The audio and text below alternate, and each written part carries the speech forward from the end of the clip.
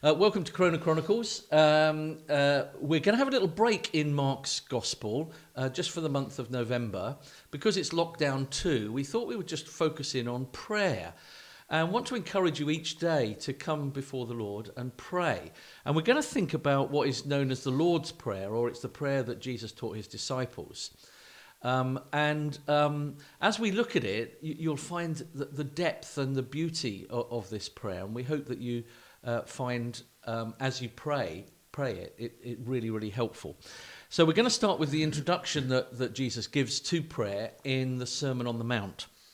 And it's chapter 6.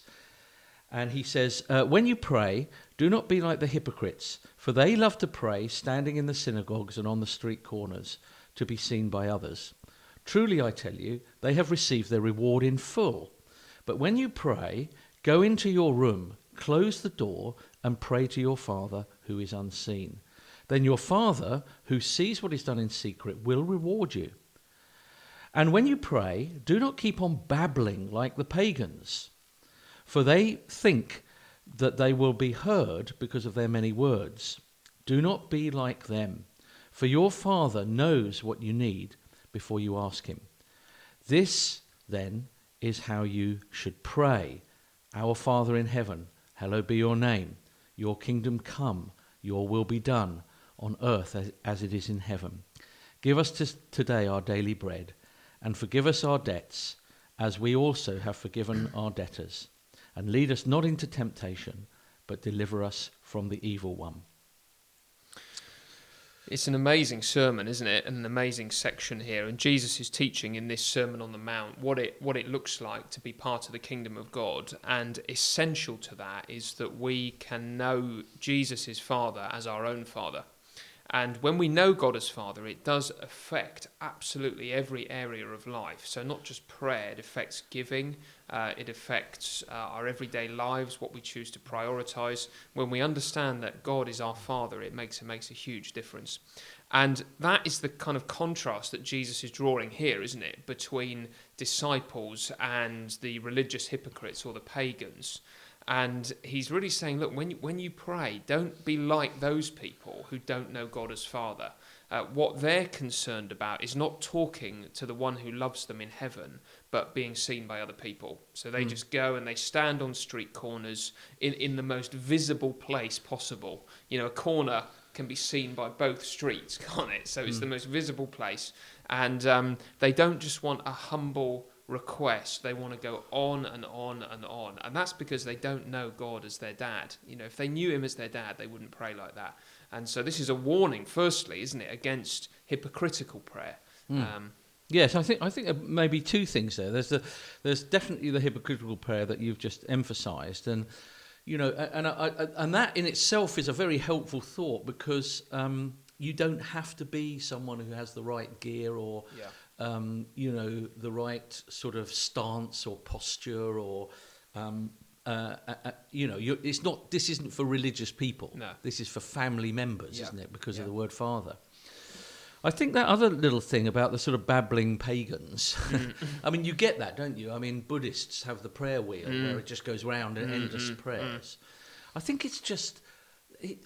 They're not seeing God as a personal God. No. He's an impersonal force, and that the more that it's a bit like getting electricity from one of those torches. You know, the torches where you wind up, or the radios where you wind up. You wind, and then there's enough power in there to get the light. Yeah.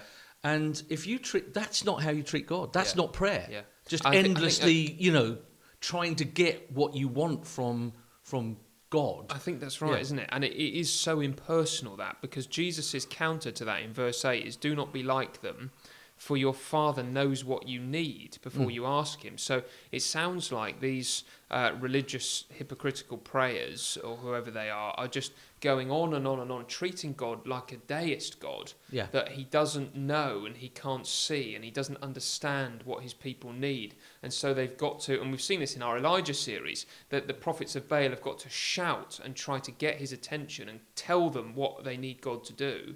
Yeah. But God is saying, no, when you know me as Father, I know what you need. You don't have to persuade me of that or tell me what's going on. I can see and I love you and I want to provide for you. So just ask like a child. Yeah. You don't have to sort of summon me from a distant universe and draw me in. I'm there. I'm with you.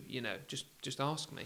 Yeah, and Jesus goes on in the Sermon on the Mount to sort of open that sort of stuff up, doesn't he? Where he talks about, he knows every hair on your head. Yeah. Aren't you worth more than a sparrow, and that sort of stuff. And yet he knows, and the flowers of the field. He supplies a great beauty and clothing. So don't worry about those things, because he's a father that knows. So I think that's a huge thing in this introduction. Yeah. So it's we mustn't fall for this. No. Sort of all night prayer meetings. And sometimes our language is a bit like that. It's almost like we'll twist this impersonal force's arm, or we twist God's arm somehow in getting what we want. If we just go on and on and on, in the end, they say, "Oh, okay," like a parent does to a child. Can I have the sweet? Can I have the sweet? Can I have the sweet? Can I have the sweet? Can I have the sweet? Yes, have the sweet. Yeah. I think that's right, and it's interesting that in Luke's account of this, he goes on to talk about an example of how perseverance in prayer is important. You keep asking, you keep seeking, you keep knocking, and there's the guy who turns up asking for bread in the middle of the night, and so perseverance in prayer is one thing, but it's not what these are doing, is it? This is not persevering because the burden of your heart is to see God glorified and the kingdom come. It's to be seen by others, to twist God's arm, to convince him that he needs to care. So it's an ungodly type of persistence, isn't it? And you're right to say we do have to be careful, because presumably the reason Jesus warns about this is because there is something quite attractive about this to us, isn't there? And when Jesus says they have received their reward in full, he means it. There is a type of reward that comes from this. When people see you praying on the street corners or going on and on in great impressive language, some will think, oh, he's a pretty spiritual guy. He's a pretty godly guy. Look at him. And that feels good, doesn't it? There's something nice about that. And the reward has come from other people. And our hearts are drawn to that because it's immediate and it's instant and it makes us feel good. It's like a shot in the arm of something pleasant, isn't it? But I think Jesus wants to see that is a deceptive drug to become addicted to, because it produces an unreality in your and the other life. thing is sort of buying him off again with all of the words.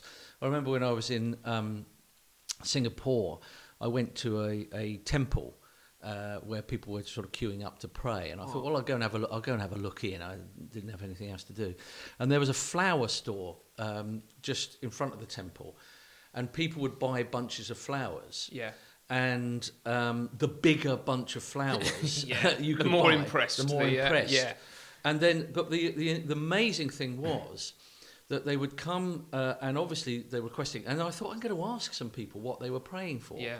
So I asked a few afterwards, and it was all of them. I think I asked about 5 people. It was all for sort of money and things of this earth. It was quite important, not quite interesting. Not that they're not right things to pray about, but it was just it was all about getting on in this world. That's interesting, isn't it? And it's transactional, isn't it? It's like I've got this bunch. But the thing is, they put this massive bunch of flowers on this sort of huge long altar. Yeah. And the priests would come out and just wipe them off after a few seconds into the bin. And I was wondering... They're only good for one prayer, aren't they? I was wondering, do they go round again into the shop and they resell them again? Because you might as well, because they've only just been bought. But anyway... that's interesting, because that reminds me, when we were in Belarus once, visiting some friends there, we went to one of these Orthodox churches, which has just got idols, absolute icons rather, absolutely everywhere. And there was a chap who came in and spoke to the priest in Russian, which we didn't understand. And then our friend over there translated it. And the guy had come in saying, I'm having troubles with my business. Which icon do I need? And it was like, oh, you want St. Barnabas over there or something. Right. And then he went over and that's right, isn't it? You come to the house of God for a transaction. You venerate St. Barnabas, he'll bless your business, and then you leave. And we must stop there, and we want to get on to that wonderful 2 words, our Father, next time, because God is a Father, and we can come to him. That's really what we're trying to say.